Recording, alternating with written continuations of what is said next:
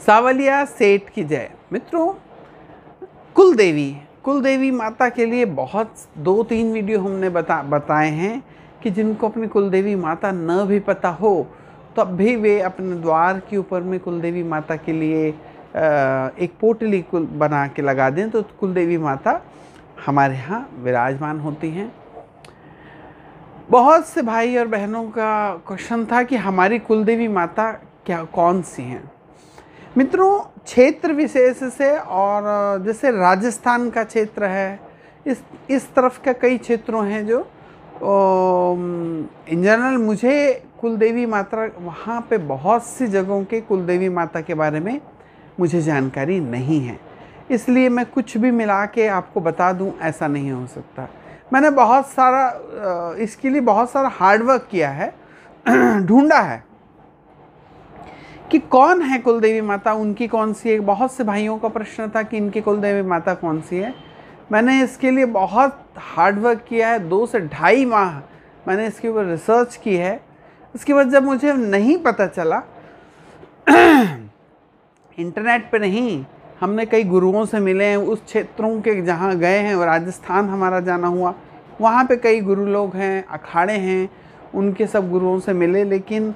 उनका भी उत्तर मुझे संतोषजनक नहीं लगा। यानी जिसको एकदम कंफर्म रहता है तो वो फट से बताता है, सोच के समझ के ऐसा होगा ऐसा वाला, तो मुझे लगा नहीं कि मैं आपको ये सब बताऊं और आप कंफ्यूज हों। मित्रों, उसके लिए मैंने जगत गुरु शंकराचार्य जी से भी विचार विमर्श किया, उनसे भी राय ली, उनका आशीर्वाद प्राप्त किया। और महान संत हैं, हमारे गुरु जी से भी हमने इसके बारे में बहुत सारा डिस्कशन किया। तो आखिरी में निष्कर्ष निकला, संत बड़े बड़े संत महात्माओं के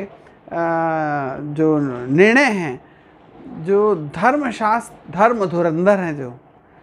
तो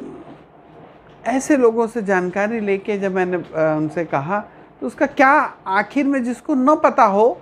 तो वो कैसे अपनी कुलदेवी माता की पूजा अर्चना करें, ये निकला। तो बहुत बीच में हमको इलाहाबाद और कई जगह जाने का मौका मिला और बड़े बड़े संत महात्माओं के दर्शन हुए, लेकिन मैंने आप लोगों की उस बात को हर जगह रखा कि जूना अखाड़ा है वहाँ रखा, सिंहवाहिनी अखाड़ा है वहाँ रखा, बहुत सारे जगह उसको रखने के बाद भी इसका रिजल्ट जो आया वो आज मैं आपको बता रहा हूँ कि हमारे बहुत सारे भाई बहन हैं जिनको अपनी कुल देवता न पता हो, वह क्या करें और अपनी कुलदेवी और अपने कुल देवता को कैसे प्रसन्न करें। मित्रों, ये जान लीजिए कि कुल देवी और कुल देवता का नाम हमको भले ही ना पता हो, हम ये ना जानते हो कि फला माता या फला देव ही हमारी कुल देवी या कुल देवता है। कई जगह ब्राह्मण कुलों में और क्षत्रिय कुलों में कई जगह तो एक ही परिवार की 2 से 3 कुल देवी माता है, इसलिए क्योंकि परिवार विस्तार उनका बहुत बड़ा है। वैसे ही कुल देवी देवता होते हैं, वैसे ही कुल गणपति भी हैं कई लोगों के, तो विस्तार होने से कि उस कुल की पूरी शक्तियों को संभाल सकें और उन पूरे कुल को आशीर्वाद दे सके, तो कई जगह तो 2-3 कुल देवी माता और देवता हैं। तो हमने कहा कि भाई इसका निवारण क्या होगा। तो जब संतों से जो विचार आया है, जो संतों की वाणी से है, वो साक्षर मैं आपके सामने रख दे रहा हूँ, और बड़ा ही सटीक सबका एक मत से उनका जवाब आया कि देखिए, आपके माता पिता जो हैं वो आपके माता पिता ही रहेंगे, आपके माता पिता किसी दूसरे व्यक्ति के माता पिता नहीं बन जाएंगे। वो उनको माता पिता जैसा सम्मान दे सकता है, वैसे ही आपके कुल देवी और आपके कुल देवता वो आपके ही कुल के हैं। तो सबका कहना है कि एक तांबे का पत्थर ले लीजिए, उसमें आप अपने कुल देवी माता और कुल देवता ऐसा लिख दीजिए और उसको अपने कुल देवी का एक स्थान बना के आप वहाँ स्थापित कर दीजिए, और उनके नाम से, नाम लेने के, आप अपने माता पिता का नाम लेते हैं क्या? आप जब कोई आपसे विशेष पूछ ले तब आप भले बताते हैं, और कोई भी व्यक्ति जहाँ तक ज़्यादा कुल देवी देवता का नाम पूछता नहीं है तो आपको उसका नाम का पर्चा लेके या बोर्ड लगा के घूमने की आवश्यकता नहीं है। तो वैसे ही आप उन सभी का मत ऐसा रहा कि जब आप उनका केवल स्मरण कर रहे हैं, एक स्थान बना दीजिए उनका घर में, जब आप अष्टमी, नवमी, नवरात्रों में, दीपावली में, और आपके विवाह होता है घर में, उसमें घर प्रवेश में, जब कोई पूजा पाठ होते हैं तो कुल देवी और देवता के नाम से आप वहाँ पर जो चढ़ावा चढ़ाएंगे, जो पूजा अर्चना करेंगे, पंचोपचार, षोडशोपचार, जो भी आप पूजा करेंगे, हे कुल देवी माता, हे कुल देवता, ऐसा बोल के पूजा करेंगे, तो उस भाग को पूजा के 33 कोटि देवी देवताओं में कोई भी नहीं लेता, वो आपके कुल देवी और देवता को ही जाता है। और ना उस पूजा के भाग को कोई शूद्र देवता, जैसे कि जब हम लोग पूजा करने को भी कोई अनुष्ठान होता है तो आप देखते हैं ब्राह्मण लोग आपको दिग्बंधन करा दे, तो ओम अप्सरपंतु ए भूता भूति संसिता ए भूता विघ्न कर्ता नश्वर श्री आज्ञा, आप उसको बांध के चारों दिशाओं को चुटकी मार के बांध देते हैं कि जिसमें कोई शूद्र देवता उन पूजा के भाग को न लेके चला जाए।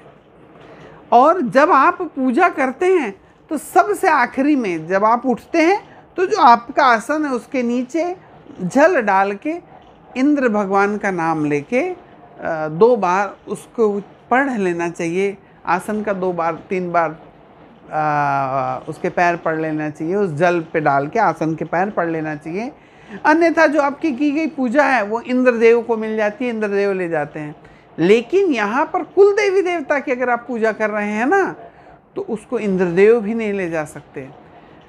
तो इसलिए अगर आप अपने कुल देवी और देवता का नाम न भी जानते हो, आप पूरी श्रद्धा और विश्वास से जहाँ हैं, केवल जब आप पुकारेंगे कुल, तो माँ अपने बच्चों की जैसे आवाज़ से पहचान जाती है, पिता अपने बच्चों की आवाज़ पहचानते हैं, जैसे ही आप उनको शुद्ध हृदय से अपने कुल देवी, हे कुल देवी माता बोल के आप आवाज़ लगाएंगे, आप उनको पुकार लगाएंगे, वो दौड़ी चली आएंगी, वो आपकी बात ज़रूर सुनेंगी, आपका दिया गया भोग, अर्चना, पूजा पाठ वो ज़रूर स्वीकार करेंगी। और इस पूरी पूजा पाठ को 33 कोटि देवताओं में कोई भी नहीं ले जा सकता, और ना ही कोई शूद्र देवता उसे उठा के ले जा सकता है। वो आपके कुल देवी और आपके कुल देवता को ही मिलेगी। मैंने इसके पहले भी आपको बताया कि दरअसल जब हमारा वास्तु घर बनता है तो पूरे घर में कहीं कोई स्थान ऐसा नहीं है जो कुल देवी देवता का है। हम कहीं पे गणेश जी के लिए दक्षिण दिशा लगा दिए हैं, हमारे जो गुरुजनों के लिए और जो हमारे पितर हैं उनके लिए दक्षिण दिशा है। लेकिन जो कुल देवी देवता का जो स्थान होता है वो हमारे घर की जो मुख्य चौखट होती है, घर के अंदर घुसने का, मान लीजिए ये आपका घर का द्वार है, चौखट है, तो घर के अंदर की तरफ ये वाला भाग बाहर हो गया, तो ये वाला भाग अंदर है। घर के अंदर में चौखट के बिल्कुल मध्य बीच वाला जो भाग है ये आपके कुल देवी और देवता का है। कुल देवी और देवता यहाँ पर रहते हैं। आप घर के किसी कोने में भी कुल देवी देवता के लिए स्थान बना लीजिए, पूजा कर लीजिए। लेकिन जब आप इस स्थान में आके अपने कुल देवी और देवता को याद करेंगे, वहाँ पर स्पर्श करेंगे और उनको याद करेंगे, तो निश्चित ही आपकी कुल देवी देवता तुरंत सुन लेते हैं। समझ लीजिए कि आपने किसी को फ़ोन लगाया तो आप मोबाइल लेके कान के पास लाके, मुंह के पास लाके आपने मोबाइल को इस प्रकार लगाया, बोला, तब वो उस व्यक्ति को सुनाई आता है। वैसे ही हमारा जो मुख्य द्वार जो होता है उसकी जो चौखट का बीच का अंदर वाला भाग होता है ना, वहीं पर कुल देवी देवता का स्थान है। जब आप उसको स्पर्श करके उनके बारे में प्रार्थना करते हैं या उनको अपने विनती करते हैं वहाँ पर आकर, तो तुरंत हॉटलाइन मोबाइल जैसा लग गया, उस प्रकार से उनको तुरंत वो आपकी बात सुन लेते हैं। तो मित्रों, आप अपने कुल देवी देवता की आराधना करें और बिना कुल देवी देवता को प्रसन्न करें किसी भी व्यक्ति को कोई भी कार्य सिद्ध नहीं हो सकते, उसकी उन्नति नहीं हो सकती। क्योंकि जब जैसे कहते हैं ना, एक बड़े बुजुर्ग कहते हैं कि घर के देव ललाए और बाहर के पूजे जाएं। कई लोग दिखावा करने के लिए अपने घर में देवी देवता का स्थान बना के रखें, वहाँ तो कोई साफ सफाई नहीं करते। लेकिन भाई साहब, हमारे मोहल्ले के लोग आजकल प्रदीप मिश्रा जी के सुन लिए हैं तो मंदिर के चक्कर लगा रहे हैं। तो हमारे घर में जो भगवान रखे हुए हैं, नारायण रखे हुए हैं, हमारे घर में शिवलिंग, हम उनका अभिषेक नहीं करें, मंदिर जरूर जा रहे हैं क्योंकि मोहल्ले के सारे लोग जा रहे हैं तो हमको भी तो दिखाना जरूरी है।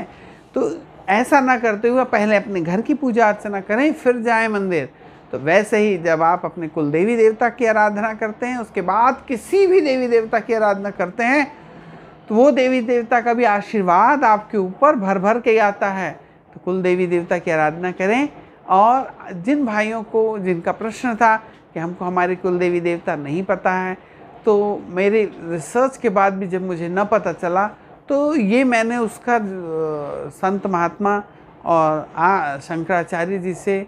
और अखाड़ों के बड़े बड़े महंत और महामंडलेश्वरों से, हमारे गुरुजी से, सबसे इस पे वार्ता करके जो उसका संतों के मुख से निकली हुई है वाणी, जो मैं आपको सह जैसा बताया उन्होंने सह वैसा ही बता दिया।